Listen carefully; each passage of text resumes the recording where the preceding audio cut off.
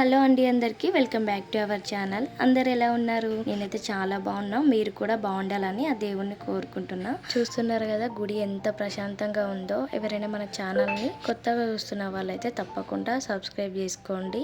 ఈరోజు మాది 6th wedding anniversary అనమాట. ఈ గుడికి చాలా ప్రత్యేకత ఉంది, ఇంట్రెస్టింగ్ ఉంటుంది స్టోరీ. స్కిప్ చేయకుండా చూడండి వీడియోని. ఇంకా నేను మా బావకి మా మ్యారేజ్ డే వస్తుందన్న ఏదైనా పాత టెంపుల్ ఉంటే చూడు ప్రశాంతంగా ఉండాలి అని చెప్తే ఇంకా ఆ టెంపుల్ కి అయితే తీసుకెళ్ళిన అనమాట. ఫస్ట్ ఆఫ్ ఆల్ ఇక్కడ నేను 4 o'clock లేచిన అనమాట. మార్నింగ్ చూశారు కదా తులసి కోట ఎంత ప్రశాంతంగా గాలికి ఊగుతుందో. ఇంకా నేనైతే మంచిగా అన్ని క్లీన్ చేసేసుకొని రూమ్ ఇట్లా తుడుచుకొని ముగ్గు కూడా పెట్టేసుకున్నా. ఆ తర్వాత ఫ్రెష్ అయిపోయి ఇంకా మా బావకి కూడా లేపిన అనమాట. మా బావ కూడా స్నానానికి వెళ్ళిండు. నేనైతే ఈ శారీ కట్టుకుంటున్నా. ఆ తర్వాత బయట చెట్లకైతే ఫ్లవర్స్ తెంపుకొచ్చుకొని ఇంకా దేవుళ్ళకైతే పెట్టుకొని దీపం అయితే పెట్టేసుకున్నా. ఇంక ఇంట్లో దీపం పెట్టుకొని మొక్కుకున్న తర్వాత మేమైతే ఇంకా గుడికి అయితే స్టార్ట్ అయిపోయినాము. 13 kilometers అనమాట ఆ టెంపుల్ ఉప్పల్ నుండి. ఇంతకీ ఈ టెంపుల్ ఎక్కడ ఉంటుందో చెప్పలేదు కదా. గుంటూరు గ్రామంలోని పెద్దాంబర్పేట మున్సిపాలిటీ అనమాట.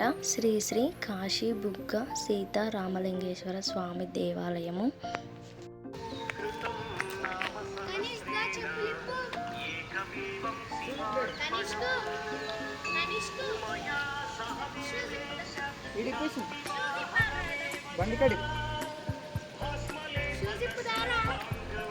సో ఇంకా టెంపుల్కి అయితే వచ్చేసాం అనమాట. యాక్చువల్గా మేమైతే అభిషేకం చేయించడానికి కూడా ఏం తీసుకెళ్ళలేదు. ఇంకా పంతులు గారు ఉండి ఈరోజు మాది పెళ్లి రోజు, మేము ఉప్పల్ నుండి వచ్చినామని అంటే అయితే అభిషేకం చేయించుకోండి, అంత దూరం నుండి వచ్చినారు కదా, ఇంక ఈరోజు పెళ్లి రోజు అని కూడా అంటున్నారు కదా అనేసి అంటే మా బావనేమో మళ్ళీ బయటికి వెళ్ళి పంచామృతాలు తీసుకొని వచ్చి ఇంకా అభిషేకం అయితే చేయించుకున్నాము. యాక్చువల్గా గుడి లోపలికి అయితే ఎక్కడ అలో చేయరు, ఎందుకంటే మనం అన్ని దేవుళ్ళల్లో ఒక శివలింగాన్ని తాకగలుగుతాం. అది కూడా అబ్బాయిలే అనమాట. అమ్మాయిలు అయితే జుట్టు అయితే విరబోసుకోవద్దు. నేనైతే జుట్టు వెనకాల ముడి వేసుకున్నా. నిజం చెప్తున్నా, మాకు ఈ అభిషేకం చేయించినందుకైతే పంతులు గారు అయితే ఒక్క రూపాయి కూడా అడగలేదన్నమాట. ఇంకా మన తృప్తితో ఇస్తే గానీ తీసుకున్నారనమాట. ఓం నమః శివాయ.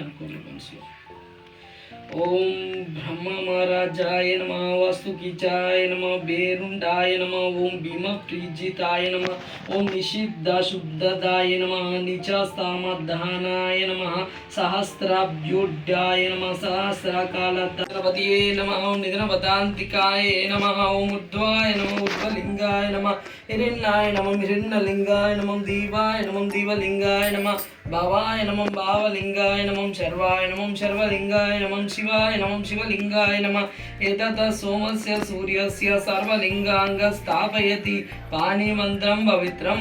ఓం నమో భగవతే రుద్రాయ దక్షిణాంగ రుద్రాయ నమః, ఓం జ్వలలింగాయ నమః, ఆత్మాయ నమః, ఆత్మలింగాయ నమః, ఓం పరమాయ నమః, పరమలింగాయ నమః. ఏతత్ సోమస్య సూర్యస్య సర్వలింగాంగ స్థాపయతి పాణి మంత్రం పవిత్రం. ఓం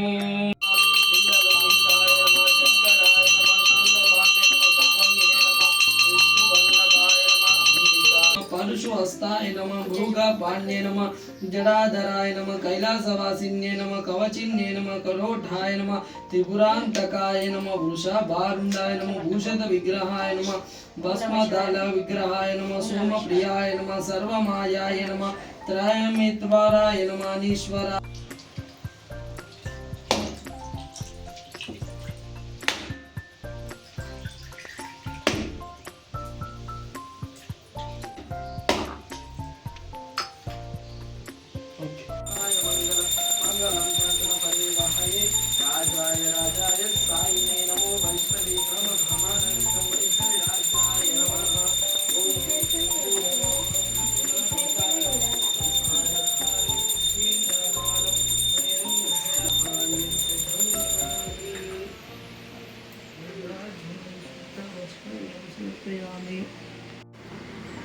తీసుకోకండి, హారతి తీసుకో.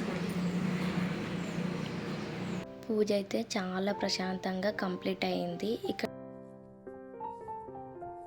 ఇక ఇక్కడ 2 గజ స్తంభాలు ఎందుకున్నాయంటే శ్రీ శ్రీ సీతారామలింగేశ్వర స్వామి దేవాలయం. అంటే లెఫ్ట్ సైడ్ లోనేమో సీతారాముల వారి గుడి ఉంది, రైట్ సైడ్ లోనేమో శివాలయం గుడి ఉంది. ఇంకా లెఫ్ట్ సైడ్ లో సీతారాముల వారి ఎదురుగానే హనుమాను విగ్రహం ఉంది అనమాట.